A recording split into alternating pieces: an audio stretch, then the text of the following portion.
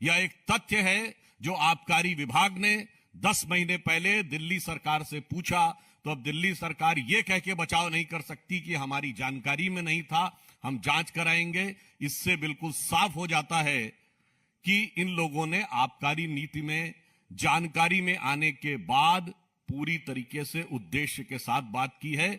इसलिए हम उनसे कहना चाहेंगे कि जवाब हमें आबकारी पे चाहिए, ना ईमानदारी की बात करिए, ना बिरादरी की बात करिए। दिल्ली की जनता यह जानना चाहती है कि आप आबकारी की बात करिए, और जब एक्साइज डिपार्टमेंट ने आपको इस प्रकार का नोटिस दिया तो आपने संबंधित कार्रवाई क्यों नहीं की? क्योंकि यह नोटिस तथ्यों के आधार के ऊपर है, जिसमें जो पॉलिसी मैंने आपको बताई उसको सीधे सीधे तरीके से ध्वस्त किया गया है।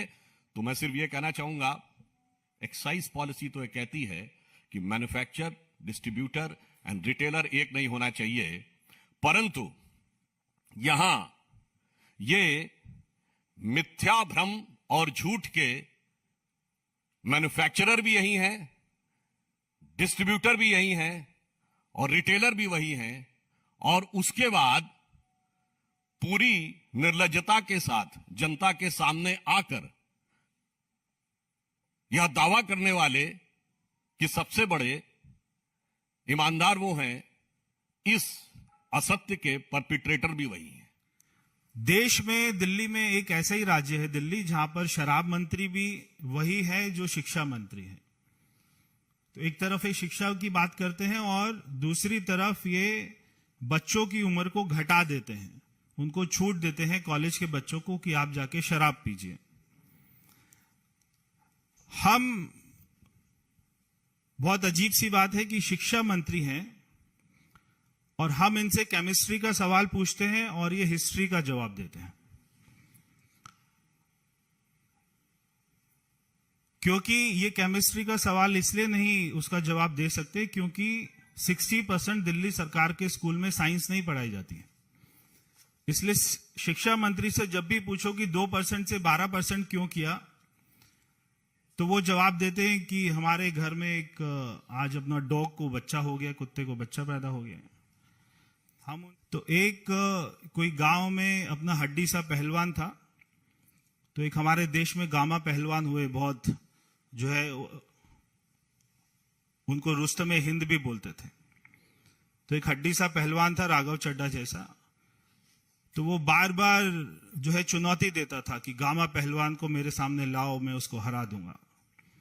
तो ना गामा पहलवान ने उससे लड़ना था, और जब अगर कभी वो आ भी जाता तो उसका हड्डी पहलवान का क्या होता, तो वो भाग जाता। तो ऐसे ये खुद ही 4 लोग कहीं पर भी जाके चैनल पर या किसी दूसरे राज्य में जाकर खुद ही एक दूसरे की पीठ जो है थपथपा रहे हैं कि इसको भारत रत्न मिलना चाहिए, इसको प्रधानमंत्री मिलना चाहिए, इसको ये मिलना चाहिए, इसको ये मिलना चाहिए। तुम्हारी ये ईडी सीबीआई की जांच ये सिर्फ और सिर्फ एक दिखावा थी, एक दबाव बनाने की कोशिश थी, दिल्ली की सरकार को गिराने का नापाक इरादा था, जिसको आम आदमी पार्टी और मनीष सिसोदिया ने फेल करने का काम किया। तुम्हें जितनी ईडी सीबीआई का इस्तेमाल करना हो, जितनी जांच एजेंसियों के जरिए दिल्ली की सरकार को गिराने की कोशिश करनी हो, गिरफ्तारी कराने की कोशिश करनी हो, कर देख लो, सफलता मिलने वाली नहीं है। क्योंकि यह आम आदमी पार्टी है, यह आंदोलन के कोख से निकली हुई पार्टी है। शराब नीति, शराब नीति, शराब नीति का ड्रामा कर रहे हो। जहरीली शराब से जिस गुजरात में 100 से ज्यादा लोग मर गए, आज तक उसका जवाब किसी बीजेपी के नेता ने नहीं दिया। क्यों नहीं शुरू की ईडी और सीबीआई ने उसकी जांच? आप मुझे जरा बताइए, येदियुरप्पा ने हजारों करोड़ का घोटाला किया माइनिंग में। आप बताइए, व्यापम में हजारों करोड़ का घोटाला हुआ, कितने बीजेपी के नेता जेल में गए, कितने बीजेपी के नेताओं पे कार्रवाई हुई? आप मुझे जरा बताइए, 42,000 करोड़ रुपए का डीएचएफएल ने घोटाला किया और 29 करोड़ रुपए बीजेपी को चंदा दिया। कितने बीजेपी के नेताओं पे कार्रवाई हुई, कितने बीजेपी के नेता जेल में गए? क्या ईडी और सीबीआई सिर्फ सरकार गिराने के लिए, सरकार में अंदर तोड़फोड़ करने के लिए एजेंसी बन गई है, जो बीजेपी के इशारे पर नाचेगी और काम करेगी? ये चीज दिल्ली में हम लोग बर्दाश्त नहीं होने देंगे।